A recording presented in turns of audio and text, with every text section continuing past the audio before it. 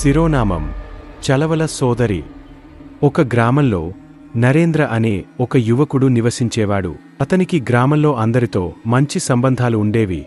కాని అతనికి చలవల అనే ఒక మిస్టరీ కథ తెలుసుకోలేకపోయాడు. చలవల అనే పదం వినగానే అందరికి మౌనంగా ఉండడం, భయపడడం, దానిని మర్చిపోయే ప్రయత్నం చేసేవారు. అయితే నరేంద్రకు ఈ కథను తెలుసుకోవాలనే ఆసక్తి పెరిగింది.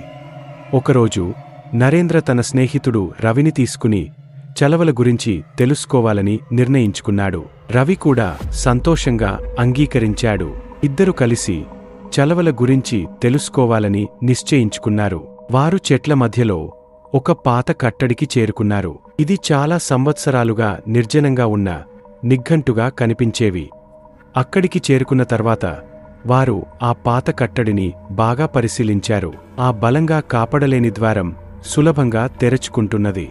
నరేంద్ర అంగీకారంతో ద్వారాన్ని తెరచి కట్టడిలోకి ప్రవేశించాడు. నిశ్శబ్దం, నలుగురికి మెల్లగా వెలుగుతున్న దీపాల కాంతి మాత్రమే ఉంది. వారు ధైర్యంగా ముందుకు సాగారు. అది ఒక పెద్ద గది. గోడల మీద చాలా పాత చిత్రాలు ఉన్నాయి. ఆ చిత్రాలలో ఒక శ్యామల, ఆకర్షణీయమైన ఆడపిల్ల కనిపించింది. నరేంద్రకు ఈ చిత్రాలు కొన్ని నెలల క్రితం ఊహించిన కలలతో పోలి ఉన్నాయి. ఇది ఎవరు అని నరేంద్ర రవిని అడిగాడు.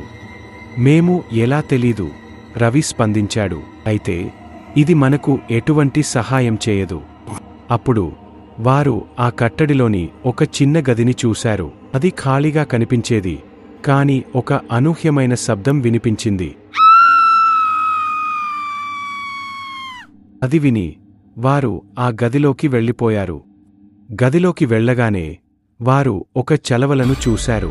ఆ చలవల ఒక పాత జాడిని నొక్కడం, పువ్వుల మంగళసూత్రం, బంగారు కప్పులను చూస్తున్నది. ఆ చలవలికి ఏమిటి జరిగిందో వారికంటే కష్టం. అయితే వారికి మరింత భయం వచ్చింది. ఆమెలో రవికి మిగిలిన ప్రశ్నలన్నీ మరింత పెరిగాయి. అది ఎందుకు ఇలాగ ఉందో, ఇది ఎలా జరుగుతుందో తెలుసుకోవాలనే ఆసక్తి వృద్ధి చెందింది. నరేంద్ర అనుమానాలతో చలవలని పరిశీలించడానికి నిర్ణయించాడు. అతను గదిలో ఉన్న ప్రతి వస్తువును, చిత్రాలను, బంగారు కప్పులను జాగ్రత్తగా పరిశీలించాడు. తన పరిశోధనలో అతను ఒక చిన్న లేఖను కనుగొన్నాడు. అది పాత మాటలతో రాసినదిగా కనిపించింది. లేఖలో ఆ గ్రామంలో నేటికి వచ్చే శతాబ్ది అయిన ఒక కుటుంబం గురించి చెప్పారు. ఆ కుటుంబానికి ఒక ఆడపిల్ల, నామకం చలవల అనే అందమైన ప్రాణం ఉండేది. ఒకరోజు ఆమెను చావు చుట్టుకోవడంతో ఆమె అంగీకరించలేకపోయింది. గ్రామం నుండి అశాంతి వచ్చి ఆ మృతదేహం ఇక్కడ నిత్యం శాంతినివ్వాలని కోరింది. నరేంద్ర ఆ లేఖ చదివి అతనికి పూర్తిగా అర్థమయ్యింది. చలవల మృతదేహం ఇప్పటికీ ఈ ప్రదేశంలో ఉంది.